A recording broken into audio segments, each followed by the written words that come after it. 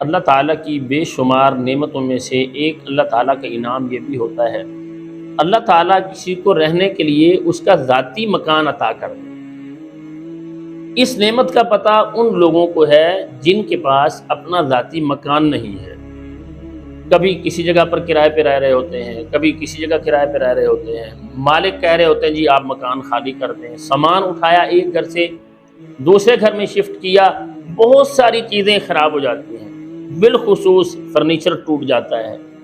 اور فرنیچر کتنا آسانی سے بنتا ہے، کس طرح سے بنتا ہے، ہماری مائیں بہنیں بیٹیاں وہ اس کو زیادہ جانتی ہیں، کیونکہ ان کے اندر اس چیز کا ذوق زیادہ ہوتا ہے۔ پیسے اکٹھے کر کے یا کمیٹی ڈال کے یا مائیں اپنی بیٹیوں کو دینے کے لیے کس طرح سے روپیہ جمع کرتی ہیں تاکہ ہماری بیٹی کا گھر بڑا خوبصورت ہو، اس کے اندر فرنیچر موجود ہو، اس کے اندر رہنے کی چیزیں موجود ہوں۔ لیکن جب سامان شفٹ کیا جاتا ہے، ایک گھر سے آپ دوسرے گھر میں شفٹ ہوتے ہیں، پھر بہت زیادہ سامان آپ کا ضائع بھی ہو جاتا ہے۔ تو یہ ان سے پوچھے جن کے پاس مکان نہیں ہے، آج ایک گھر میں ہے، کل کسی اور گھر میں ہے، کتنا بڑا یہ مسئلہ ہے۔ اور یا پھر ان سے پوچھے جنہیں اللہ تعالیٰ نے نعمت دی ہوئی ہے، اپنا مکان ہے، وہ کہتے ہیں ہمارے اوپر تو اللہ کا بڑا فضل ہے، ہمیں تو پریشانی نہیں ہوتی، اپنا گھر ہے، اس میں جو بنائیں جو رکھیں ہمارا ہے، ہم نے رہنا ہے۔ تو یہ بہت بڑی نعمت ہے اللہ تعالیٰ کی، یہ اللہ تعالیٰ کا بڑا احسان ہے۔ اور ہماری دعا بھی ہے کہ اللہ تعالیٰ تمام اہل اسلام کو، ہمارے وہ بھائی جن کے پاس اپنا ذاتی مکان نہیں ہے، ہماری وہ بہنیں جن کے پاس اپنا گھر نہیں ہے، اللہ تعالیٰ ان سب کو اپنا گھر عطا فرمائے۔ تو ناظرین، آج یہ عمل جو ہم بتانے والے ہیں بڑا ہی بہترین عمل ہے، اس عمل کو اپنائیں اور پھر اللہ تعالیٰ سے دعا کریں، انشاءاللہ اللہ تعالیٰ اپنا گھر عطا فرمائیں۔ تو ناظرین، ہماری گزارش یہ ہوتی ہے، جن احباب نے ابھی تک ہمارے یوٹیوب چینل عطا الرحمن اعظم کو سبسکرائب نہیں کیا، سبسکرائب کریں، بیل آئیکن کو دبائیں، لائک اور شیئر کیا کریں اور کمنٹس میں اپنی رائے کا اظہار کیا کریں۔ اس کے ساتھ ہمارے لیے حوصلہ افزائی ہوتی ہے، اور پھر ہم یہ چاہتے ہیں کہ ہماری آنے والی ہر نئی ویڈیو سب سے پہلے آپ تک پہنچ سکے۔ تو ناظرین، چلتے ہیں ہم آج اس عمل کی طرف جو ہم آپ کے سامنے رکھنے والے ہیں، بڑا ہی بہترین عمل ہے۔ یہ سورہ الاعراف سورت کی آیت نمبر 10 ہے، 10 نمبر آیت سورہ الاعراف کی۔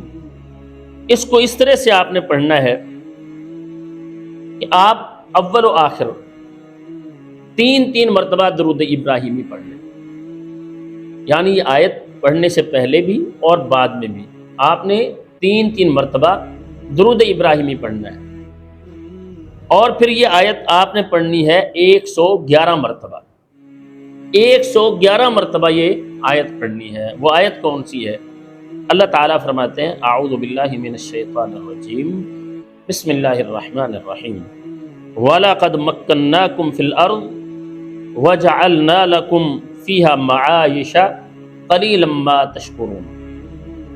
بڑی ہی آسان آیت ہے، یہ آیت نمبر 10 ہے، سورہ الاعراف ہے۔